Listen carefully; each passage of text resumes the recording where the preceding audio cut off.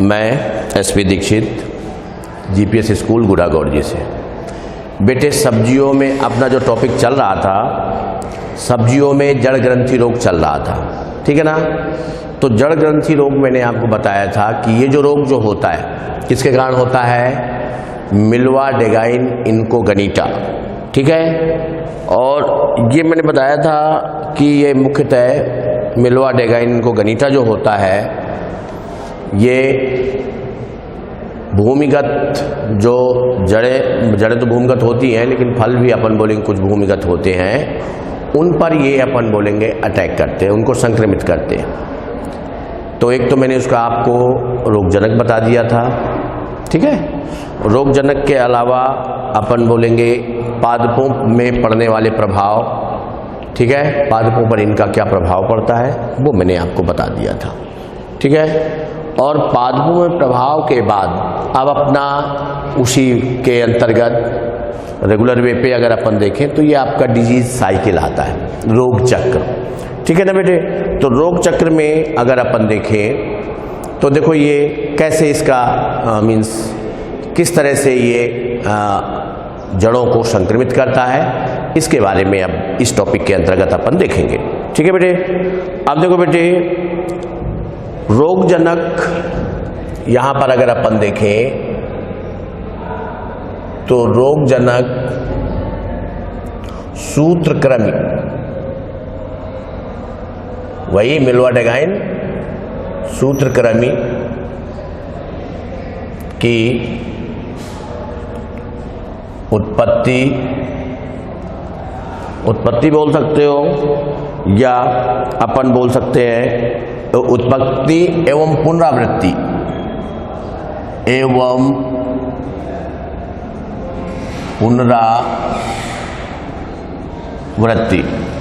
ठीक है। उत्पत्ति एवं पुनरावृत्ति मादा द्वारा परपोषी, मादा द्वारा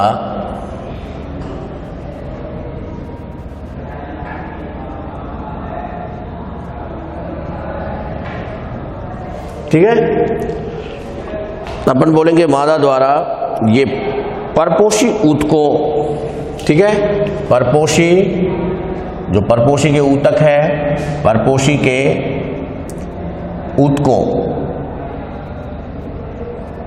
या अपन बोलेंगे मृदा में जो सॉइल होती है, मृदा में जो मृदा के द्वारा अपन बोलेंगे जो स्रावित जिलेटिन, मृदा में उपस्थित जिलेटिन, ठीक है, जिलेटिन, इसके कारण अपन बोलेंगे यहां पर ये जो है अधात्री में क्या करता है, ये अंडे देता है। मतलब ऊतकों में या अपन बोलेंगे मृदा में उपस्थित जिलेटिन में, यहां पर ये क्या देता है बेटे, अंडे। अंडे कौन देता है, यहां पर आप ध्यान रखें, मादा, ठीक है। मादा सूत्रक्रम जो होता है वो अपन बोलेंगे रोगजनक की सूत्रक्रम, इसकी उत्पत्ति और पुनरावृत्ति मादा परपोषियों द्वारा कहां पर, परपोषी के ऊतकों, और ऊतकों के अलावा अपन बोलेंगे मृदा में उपस्थित जहां पर जिलेटिन्स वगैरह जो होते हैं वहां पर ये क्या करता है, अंडे देता है। इन जगहों पर अपन बोलेंगे अंडे देने के कारण क्या हो जाता है कि अंडे शुष्क नहीं होते हैं। अंडे शुष्क न होने के साथ साथ अपन बोलेंगे इनको परिवर्धन के लिए कुछ नमी की आवश्यकता होती है। तो जिलेटिन और अपन बोलेंगे परपोषी ऊतकों से इनको नमीयुक्त माहौल मिलता है, जिससे कारण इनमें आगे क्या होता है, परिवर्धन होता है, ठीक है। अब अंडे अगर अपन देखें बेटे, अंडे ध्यान रखें, अंडे अपन बोलेंगे दीर्घ वृत्ताकार होते हैं, दीर्घ वृत्ताकार, ठीक, मतलब इनके अंडे दीर्घ वृत्ताकार होंगे। वृत्त आपने देखा ही है, जानते हो, इस तरह से अगर अपन देखें ये दीर्घ वृत्ताकार, ओके,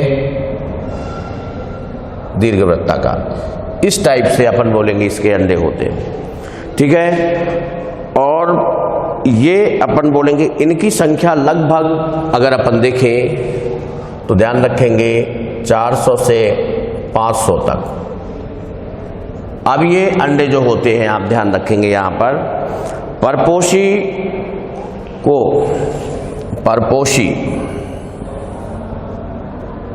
परपोषी के ऊतकों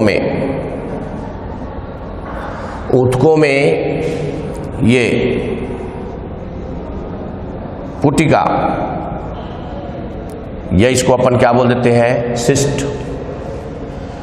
सिस्टों का निर्माण करते हैं, ठीक है। और यहाँ पर लगभग अपन बोलेंगे 400 से 500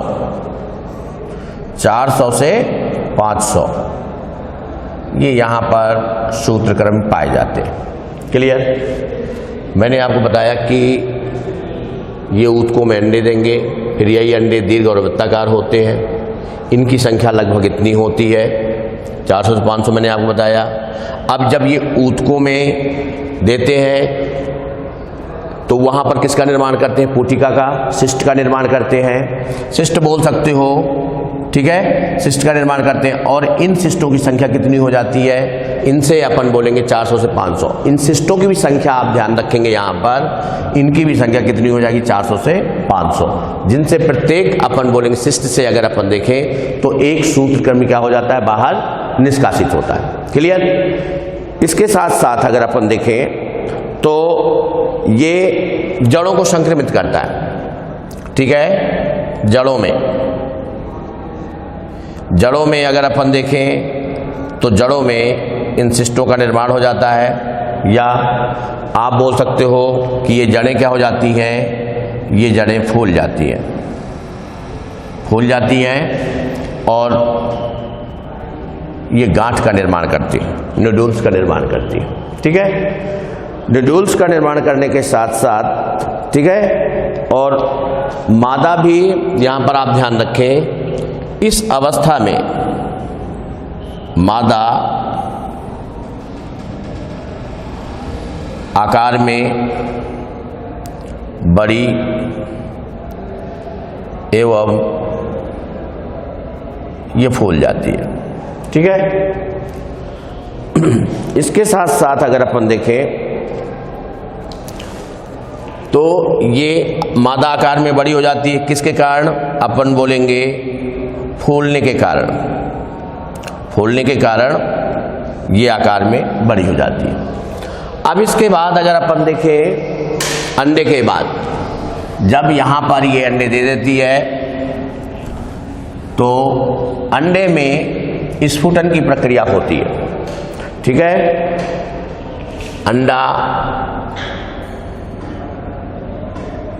किस में बदलेगा, भ्रूण में, और भ्रूण किस में बदलेगा, लार्वा में, और लार्वा से ये किस में आ जाएगा बेटे, वयस्क में,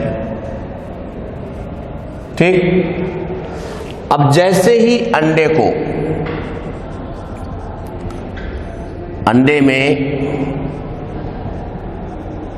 स्फुटन होता है, ठीक है, स्फुटन होता है, तो स्फुटन होने के उपरांत इसमें प्रथम निर्मोचन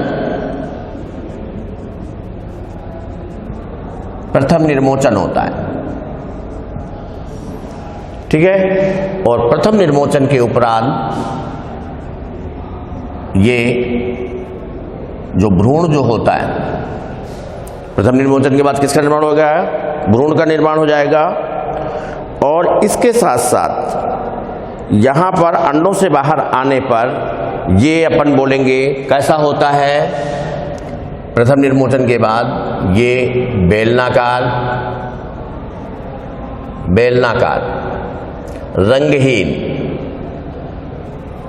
रंगहीन और आकार में छोटे, आकार में कैसे होते हैं, छोटे होते हैं। लगभग इनका जो साइज जो होता है 0.5 से 4.5 mm के लगभग अपन बोलेंगे इनका साइज होता है। क्लियर? और इनकी मतलब रंगहीन के साथ साथ मैंने आपको बताया रंगहीन होगी और इनकी पूंछ मुड़ी हुई, पूंछ कैसी होगी बेटे? मुड़ी हुई होगी। ठीक है। इसके साथ साथ अगर अपन देखें, यह जो है अब ये किनको संक्रमित करेगा? ये अपन बोलेंगे जड़ों को संक्रमित करेगा। ठीक है, जड़ों को संक्रमित करेगा और संक्रमित करने के उपरांत ये अपन बोलेंगे लार्वा में रूपांतरित हो जाता है। संक्रमित करने के बाद किसमें? लार्वा में। और यही लार्वा जो होता है अपन बोलेंगे जड़ों में किसका? गांठों का निर्माण करता है। गांठों का निर्माण करता है। और इसके उपरांत ये जो होता है ये अपन बोलेंगे वयस्क में ये रूपांतरित हो जाता है। ठीक है, लार्वा फिर किसमें बदल जाएगा? वयस्क में रूपांतरित हो जाएगा। यहाँ दोबारा मैं आपको बता देता हूँ। सबसे पहले आप ध्यान रखें कि जो मादा सूत्रक्रमी जो होता है, मादा सूत्रक्रमी, इसकी उत्पत्ति एवं पुनरावृत्ति कहाँ पर होता है? ये अपन बोलेंगे परपोषी के ऊतकों में। परपोषी के ऊतकों में, परपोषी के ऊतकों में होता है। परपोषी के ऊतकों के अलावा मैंने आपको बताया मृदा में जो जिलेटिन युक्त पदार्थ होता है वहां पर अपन बोलेंगे ये इसकी मादा सूत्रक्रम की उत्पत्ति एवं पुनरावृत्ति होती है। यहां पर आने के बाद अपन बोलेंगे इनको संक्रमित करता है। संक्रमित करने के साथ साथ अपन बोलेंगे ये जो मादा सूत्रक्रम जो होता है ये अंडे उत्पन्न करती है। ठीक है, और ये अंडे मैंने अभी आपको बताया बेलनाकार, दीर्घ बेलनाकार होते हैं। बेलनाकार के बाद इसमें मैंने आपको बताया कि इनमें जब नमयुक्त परिस्थितियां, इनको अनुकूल परिस्थितियां जब इनको मिल जाती है तो अनुकूल परिस्थितियों के दौरान इनमें क्या होता है? स्फुटन की प्रक्रिया होती है। अब यहां एक चीज आप ध्यान रखना, अनुकूल परिस्थितियों का मतलब यहां पर क्या हुआ? यहां अनुकूल परिस्थितियों का मतलब ये हो गया, अनुकूल परिस्थितियां, अनुकूल परिस्थितियां किसके लिए?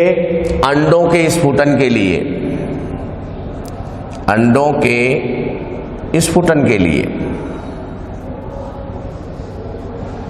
अब देखो बेटे, अंडों के स्फुटन के लिए अनुकूल परिस्थितियों का मतलब अपन बोलेंगे तापमान कम, तापमान कम होना चाहिए। इसके अलावा नमयुक्त मृदा, नमयुक्त मृदा होनी चाहिए। ठीक, और मृदा में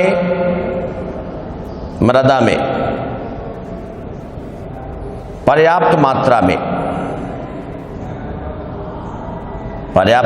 में पोषक तत्व होने चाहिए। पोषक तत्व उपस्थित होने चाहिए।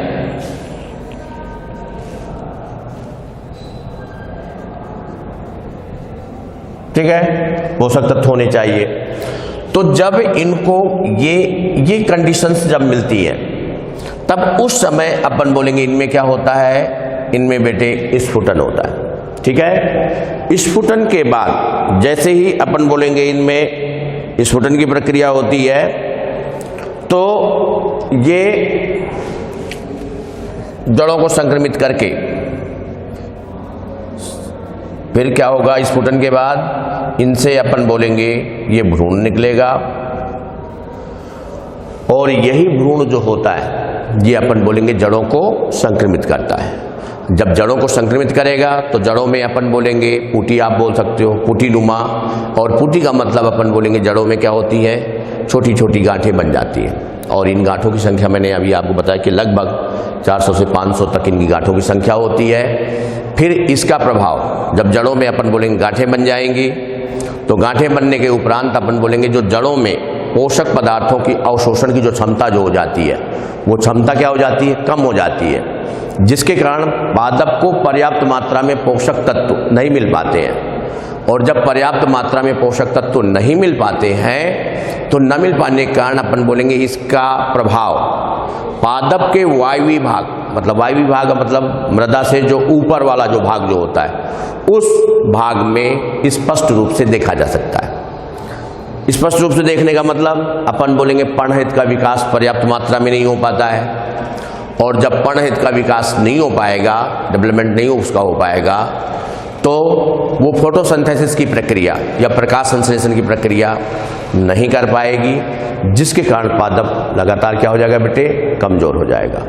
ये आपका फल उसमें जो सब्जियों में जो रोग चक्र था मिल्वा डेगाइन को गणेशिया सूत्रकम का, वो मैंने आपको बताया। अगले वीडियो में अपन प्रबंधन बताएंगे। ओके, थैंक यू, धन्यवाद।